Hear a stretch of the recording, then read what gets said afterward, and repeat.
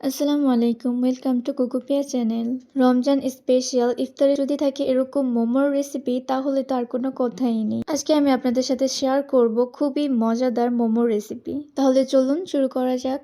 এখানে আমি একটি পাত্রে 1 কাপ ময়দা আর 1 কাপ আটা নিয়েছি। আপনারা চাইলে সম্পূর্ণটা ময়দা দিয়ে করতে পারেন অথবা আটা দিয়েও করতে পারেন, তবে চেষ্টা করবেন ময়দা দিয়ে করার। তবে আপনারা চাইলে ময়দা স্কিপ করে আটা দিয়েও করতে পারেন, কোনো সমস্যা নেই, দুভাবেই ভালো লাগে। এরপর আমি স্বাদমতো লবণ দিয়ে দিব। হাত দিয়ে লবণ আর ময়দা আর আটাগুলোকে ভালোভাবে মিশিয়ে নিতে হবে। এরপর এখানে আমি দিয়ে দিব তেল। একটু তেল দিলেই চলে, কোনো ব্যাপার না। রোজার সময় সবসময় পেঁয়াজু, আলুর চপ, মুড়ি এগুলো না করে মাঝে মাঝে এরকম মোমো বা অন্য কোনো রেসিপি ট্রাই করতে পারেন। এরপর হাত দিয়ে তেল আর ময়দাগুলোকে ভালো করে মাখিয়ে নিতে হবে। তেল দিয়ে মাখানো হয়ে গেলে এখানে একটু একটু করে পানি ব্যবহার করতে হবে। একেবারে বেশি পানি দেওয়া যাবে না, একটু একটু করে পানিটা ব্যবহার করতে হবে। একটু একটু করে পানিটা ব্যবহার করলে কি হয়, আটার গোলার পরিমাণটা ভালো হয়। একেবারে সম্পূর্ণ পানি দিয়ে ফেললে তারপর গোলাটা নষ্ট হয়ে যায়। তাই একটু একটু করে পানি দিয়ে আটার গোলাটাকে মথে নিতে হবে। অবশ্যই হাত দিয়ে মথে নিতে হবে। আটার গোলাটা এরকম হয়ে গেলে এটা একটা তৈলি দিয়ে ভালো করে ঢেকে নিতে হবে। তারপর 10 মিনিট রেস্টে রাখতে হবে। এখানে আমি কিছু গাজর নিয়েছি, গাজরটাকে ভালো করে কেটে ধুয়ে নিতে হবে। ধুয়ে নিয়ে এটাকে আমি গ্রেট করব। গাজর মোমোতে দিলে খুবই মজা লাগে, অবশ্যই এভাবে ট্রাই করবেন। তবে আপনারা চাইলে গাজর ব্যবহার করতেও পারেন, নাও করতে পারেন। এই তো আমার গাজরের গ্রেট করা কমপ্লিট হয়ে গিয়েছে। আপনারা এভাবেই গাজর গ্রেট করে নেবেন।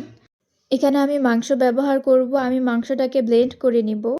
মুরগির মাংসের যে বুকের অংশ আছে অবশ্যই সেটা ব্যবহার করতে হবে। এই সব উপকরণগুলোকে আমি ভেজে নিব।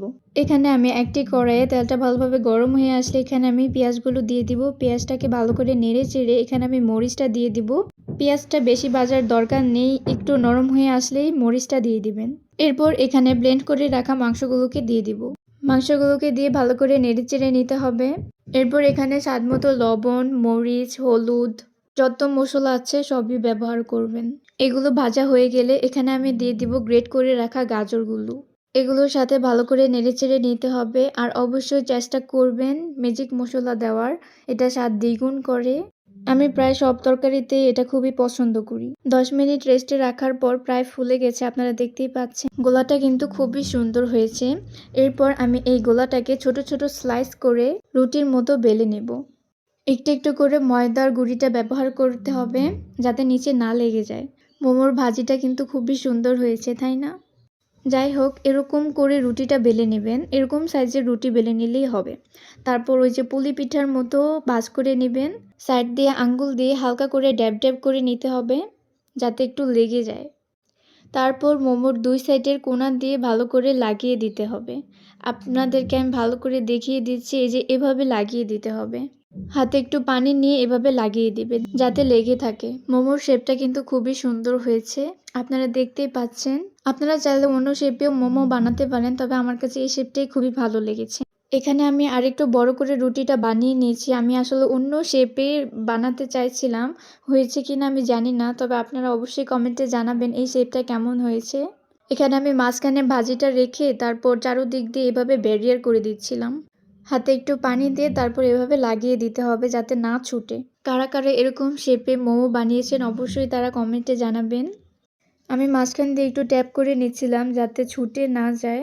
এটা দেখতে একদম ফুলের মতো লাগছে। যাই হোক, আমি এই শেপে একটাই বানাবো, আর আপনারা কমেন্টে জানাইয়েন কেমন হয়েছিল।